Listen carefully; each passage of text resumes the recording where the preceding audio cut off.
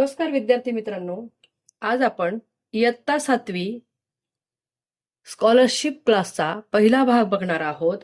त्यामध्ये पहिला भाग आणि पहिला टॉपिक आहे संख्या ज्ञान. संख्या ज्ञान हा तुम्हाला 16% येतो. 16% प्रमाणात प्रश्न जे संख्या ज्ञानावर विचारले जातात त्यातला आज आपण पहिला बघणार आहोत समसंख्या. समसंख्या म्हणजे काय? तर बघा, समजा ह्या 4 संख्या आहेत. तर ह्या 4 संख्यांचे 2 समान भाग होतात, जसे की हा एक आणि हा एक. पण जर आपण 1, 2, 3, 4, 5 संख्या घेतल्या तर याचे 2 समान भाग होत नाही, तर ही एक संख्या खाली उरते. म्हणजे ह्या ज्या 2 समान भाग होणाऱ्या संख्या आहेत त्यांना आपण समसंख्या म्हणतो. मग पहिला नियम काय असेल? 2 समान भाग होणारे. 2 समान भाग होणारे. दुसरा नियम आहे, ज्या संख्येला पूर्ण भाग जातो. ज्या संख्येला पूर्ण भाग जातो. आणि तिसरा नियम आहे, ज्या संख्येच्या शेवटी 0, 2, 4, 6, 8 हे ज्या संख्येच्या शेवटी 0, 2, 4, 6, 8 हे एकक स्थानी येतात. एकक स्थानी तुम्हाला माहिती आहे, शतक एकक स्थानी येत असतील तर असे 3 नियम आहेत. एक, समसंख्या कशा ओळखायच्या? ज्या संख्यांचे 2 समान भाग होतात. दुसरा नियम काय? की ज्या संख्येला पूर्ण भाग जातो. तिसरा नियम काय? ज्या संख्येच्या शेवटी 0, 2, 4, 6, 8 हे एकक स्थानी येत असतील अशा संख्या. मग उदाहरणार्थ बघा, 1792 या संख्येच्या एकक स्थानी काय आला? 2 आला. एकक स्थानी 2 आल्या, म्हणजे ही 1792 ही संख्या समसंख्या आहे. दुसरं उदाहरण बघायचं झालं तर बघा, 2468. बघा, 2 आला आणि 8 आला. एकक स्थानी किती आहे? 8 आहे. मग 8 आहे म्हणजे ही जी संख्या आहे ही काय आहे? समसंख्या आहे. आता बघा, 54,321 ही संख्या घेतली तर याच्या एकक स्थानी 1 आला, म्हणजे ही संख्या सम आहे का? नाही. ही संख्या काय येईल? विषम संख्या येईल. आता विषम संख्या काय असतात ते आपण पुढच्या ह्याच्यात बघणारच आहोत. पण ह्या समसंख्या म्हणजे कुठल्या? ज्यांचे 2 समान भाग होतात, ज्या संख्येला पूर्ण भाग जातो आणि ज्या संख्येच्या शेवटी 0, 2, 4, 6, 8 एकक स्थानी येतात. ह्या झाल्या समसंख्या. आता आपण बघणार आहोत पुढच्या विषम संख्या.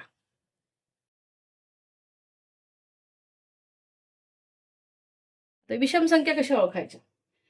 तर विषम संख्या म्हणजे पहिला नियम, ज्या संख्येला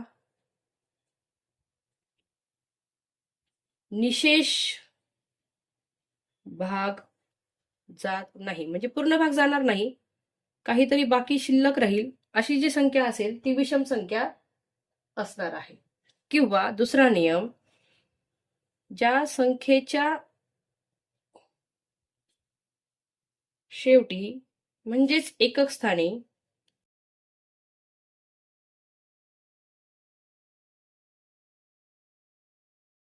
1, 3, 5, 7, 9 हे अंक येतात तर त्या संख्या विषम संख्या असतात. जसं की आपण मगाशी उदाहरण बघितलं, 54,321. आता इथे एकक स्थानी काय आला? 1 आला, म्हणजे ही संपूर्ण संख्या विषम संख्या आहे.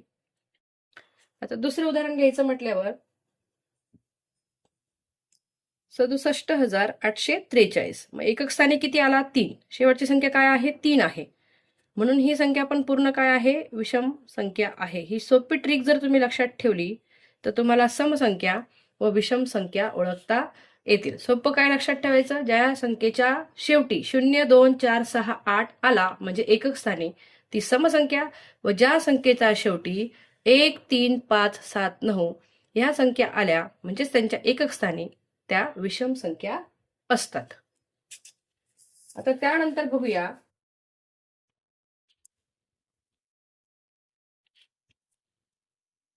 त्याआधी आपण काही प्रश्न बघूया. प्रश्न कसे विचारले जातील? तर प्रश्न असतील 1 ते 100 मधील समसंख्या सांगा. 1 ते 100 मधील समसंख्या सांगा. मग त्या किती येतात? 50 येतात. ते आपल्याला माहिती पाहिजे. दुसरा प्रश्न असणार आहे 1 ते 100 संख्यांमधील 1 ते 100 संख्यांमधील समसंख्यांची बेरीज किती?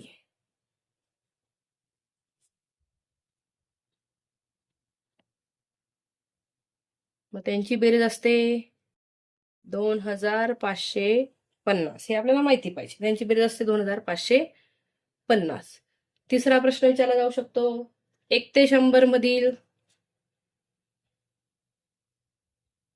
विषम संख्यांची बेरीज किती किंवा विषम संख्या किती?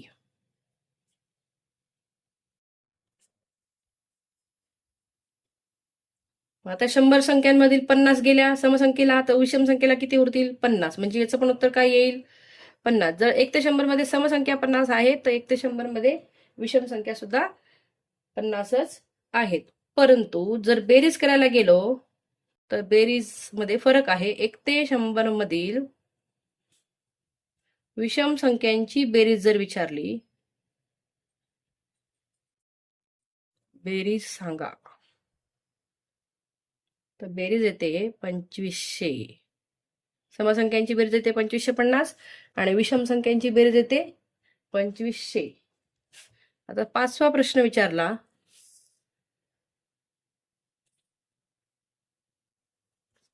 1 ते 100 मधील सम व विषम व विषम संख्यांची बेरीज किती? आता ह्या दोघांची जर बेरीज केली 2550 आणि 2500, तर येतात उत्तर 5050. अशा प्रकारचे प्रश्न तुम्हाला स्कॉलरशिपला विचारले जाऊ शकतात. ती तुम्ही तयारी केली किंवा लक्षात ठेवलं तर तुम्हाला हे सोप्या पद्धतीने तेथे उत्तर लिहिता येईल. त्यानंतर आपण बघूया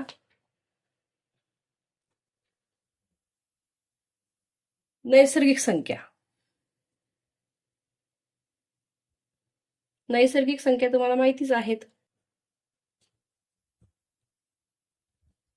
ज्या नैसर्गिक संख्या म्हणजे कोणत्या संख्या? ज्या आपल्याला मोजता येतील अशा संख्या. मग कोणत्या? मग 1, 2, 3, 4, 5, 6, 7, 8 आणि पुढे अनंतापर्यंत. अनंतापर्यंत म्हणजे शेवटपर्यंत, अगदी इन्फिनिटीपर्यंत, की आपल्याला त्या किती पण घेऊ शकतो आपण. दुसरं आहे पूर्ण संख्या. पूर्ण संख्या म्हणजे काय? पूर्ण संख्या म्हणजे पण संपूर्ण संख्या. त्या पण कोणत्या येतील? आता पूर्ण इथे नैसर्गिक संख्यांमध्ये शून्य नाही बघा. 1 ते तुम्ही अनंतापर्यंत कितीही संख्या घेऊ शकतात, पण पूर्ण संख्यांमध्ये इथे वाढला, एक अंक वाढला तो म्हणजे 0. कारण शून्याशिवाय अंक निर्माण होऊ शकत नाही किंवा अंक आपण तयार करू शकत नाही. मग 0 घेतला, 1, 2, 3, 4, 5, 6, 7, 8, पुढे तुमच्या इन्फिनिटीपर्यंत, म्हणजेच किती? अनंतापर्यंत. कितीपर्यंत? अनंतापर्यंत, म्हणजे पूर्ण संख्या. नैसर्गिक संख्या या पूर्ण संख्येचाच एक भाग असतो, कारण त्या शून्यामुळे संख्या पूर्ण झालेल्या आहेत. त्यानंतरच्या संख्या आहेत मूळ संख्या. या महत्वाच्या संख्या आहेत. आता नैसर्गिक संख्या, पूर्ण संख्या तुम्हाला समजल्या. आता आपण बघूया मूळ संख्या. मूळ संख्या म्हणजे काय हे महत्वाचं आहे बघा. ज्या संख्येला 1 ने व त्याच संख्येने, म्हणजे ती स्वतः जी संख्या असेल ती स्वतः संख्या त्याच संख्येने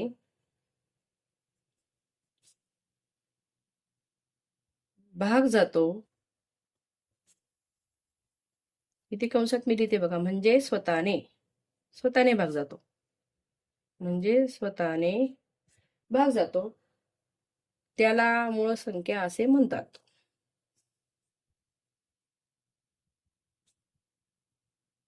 असे म्हणतात. मग आता बघा, आपण उदाहरणार्थ घेतलं 23. 23 ही संख्या मूळ आहे का? 23ला कशा कशाने भाग जातो? 23ला एकाने भाग जातो आणि स्वतः 23ने भाग जातो. म्हणजे 23 ही काय झाली? मूळ संख्या. म्हणजे अजून कशा पद्धतीने ओळखता येईल? तर 23 ही संख्या फक्त तिच्याच पाड्यात आहे. दुसऱ्या कुठल्या पाड्यात तुम्हाला दिसणार नाही. ही तिच्याच पाड्यात आहे आणि तिला 1ने भाग जातो. 23 एक 23.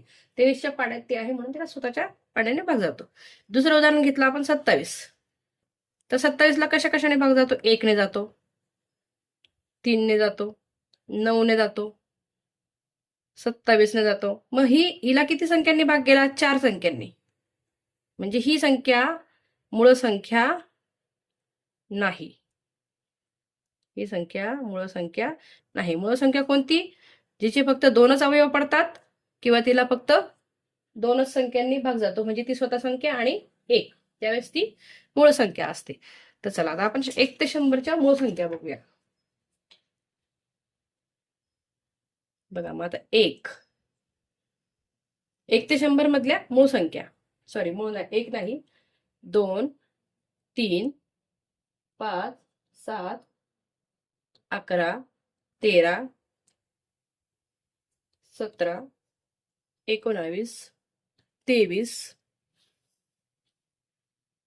29, 31, 37, 41,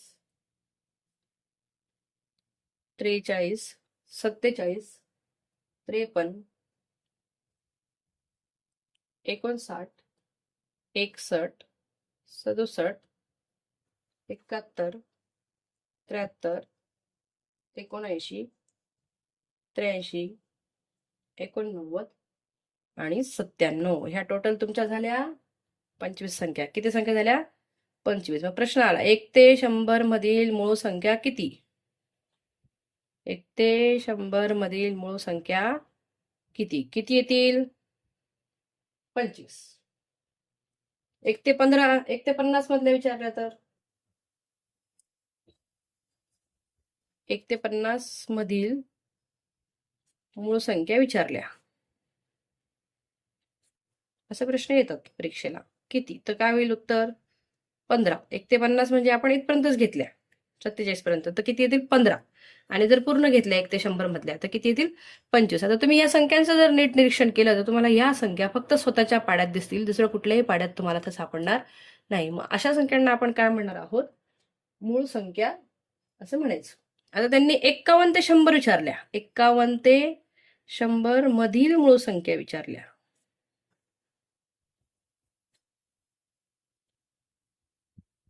किती? तर किती येतील? 51 ते 100 मध्ये 10 मूळ संख्या आहेत. जर ह्या 50 मध्ये 15 आहेत तर उरलेल्या 10 म्हणजे एकूण 25.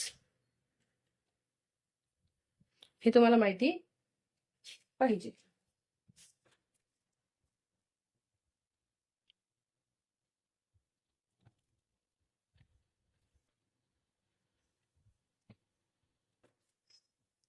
त्यानंतर आपण बघूया संयुक्त संख्या.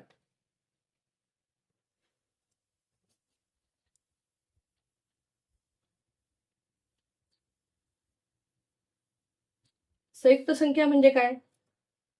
ज्या संख्या मूळ नाही त्या संयुक्त संख्या. जसं मगाशी आपण एक 27 उदाहरण घेतलं होतं. ज्या संख्या मूळ नाही त्या कोणत्या संख्या? संयुक्त संख्या. उदाहरणार्थ बघा 36 घेतला. 36 कोणत्या कोणत्या पाड्यात आहे? किंवा 36ला कशा कशाने भाग जाईल बघा. 1ने जातो, 2ने जातो, 3ने जातो, 9ने जातो, 6 राहिला, 6ने पण जातो, 18ने पण जातो, 36ने पण जातो. 1 पेक्षा जास्त अवयव पडले. 1 पेक्षा जास्त अवयव पडले. बरोबर? म्हणजे ही संख्या काय झाली? 36 संयुक्त संख्या, कारण ती अनेक पाड्यात आहे. मग अशा ज्या संख्या असतात ज्या अनेक पाड्यांमध्ये असतात त्या संयुक्त संख्या असतात. आता एक महत्वाचं लक्षात ठेवा. संयुक्त संख्या तुम्हाला समजल्या, मूळ संख्या तुम्हाला समजल्या. एकचं काय? एक ह्या अंकाचं काय? तर एक हा जो आहे हा संयुक्त नाही आणि मूळही नाही, हे लक्षात ठेवा. संयुक्त संख्या पण नाही आणि मूळ संख्या पण नाही. एक ही संख्या संयुक्त मध्ये पण नाही पकडायची आणि मूळ मध्ये पण नाही पकडायची. त्यानंतर आपण बघूया त्रिकोणी संख्या.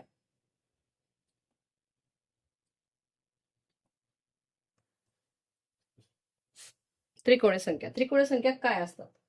बघा, तुम्हाला बऱ्याच वेळा असा प्रश्न येतो, पाया जर 4 आहे तर त्रिकोणी संख्या किती? त्रिकोणी संख्या किती? याचं सूत्र पण आहे, तर तुम्हाला मी एक सोप्या सांगते. पाया म्हणजे आपण जे घर बांधतो त्या घराचा जो शेवटचा भाग असतो तो पाया असतो. आता ह्या पायाला समजा 4 आहे, तर आपल्याला याला त्रिकोण बनवण्यासाठी काय करावं लागेल? ह्या 4 मध्ये पाया तयार झाला, मग त्याला 3, 2 आणि 1. बघा, हा काय झाला? पूर्ण त्रिकोण तयार झाला. म्हणजे ह्या ज्या 4 बिंदूंमधून आपण पाया तयार केला होता, त्या 4 पेक्षा छोटे कोण? 3, 3 पेक्षा छोटे कोण? 2, 2 पेक्षा छोटे कोण? 1, आणि असा आकार दिल्यानंतर त्रिकोण तयार झाला. मग आता हे एकूण मोजायचे. 1, 2, 3, 4, 5, 6, 7, 8, 9, 10. मग त्रिकोणी संख्या बरोबर किती? त्रिकोणी संख्या बरोबर 10. हे झालं शॉर्टकट उत्तर. म्हणजे आता तुम्ही सूत्र न टाकता जर तुम्हाला सोडवायचं असेल तर तुम्ही ह्या पद्धतीने पण ते सोडवू शकता. पण आता आपल्याला सूत्र टाकायचं असेल, सूत्र टाकून शिकायचं असेल, नियमाने जायचं असेल, तर त्रिकोणी संख्येचं सूत्र काय आहे? त्रिकोणी संख्या बरोबर n अधिक 1 भागिले 2. हा n म्हणजे काय माहितीये का? पाया. n बरोबर काय? पाया. मग आता उदाहरणार्थ तुम्हाला पाया दिला 7. प्रश्न परत तोच येईल, पाया जर 7 आहे तर त्रिकोणी संख्या किती? मग पाया जर 7 आहे तर त्रिकोणी संख्या किती? मग आपण सूत्र टाकूया, n अधिक 1 भागिले 2. मग n किती आहे? 7. मग 7 अधिक 1 बरोबर किती होईल? 8. किती होईल? आता याला भागिले 2, याला भागिले काय? 7 8 56 भागिले 2. बघा, 7 गुणिले 8 भागिले 2. आता इथे करूया आपण. 7 8 होतात 56. 56 भागिले 2. बे 1 बे, बे 2 4, 1 झाला इथे, बे 8 16. किती येईल पाया? 28. पाया किती येईल? 28. चला असं करून बघूया आपण आता. 1 2 3 4 5 6 7, वरती 6. 1 2 3 4 5 6.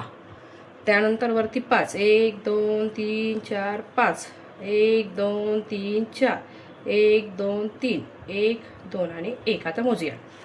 1 2 3 4 5 6 7 8 9 10 11 12 13 14 15 16 17 18 19 20 21 22 23 24 25 26 27 28. बघा कितीला त्रिकोण तयार झाला?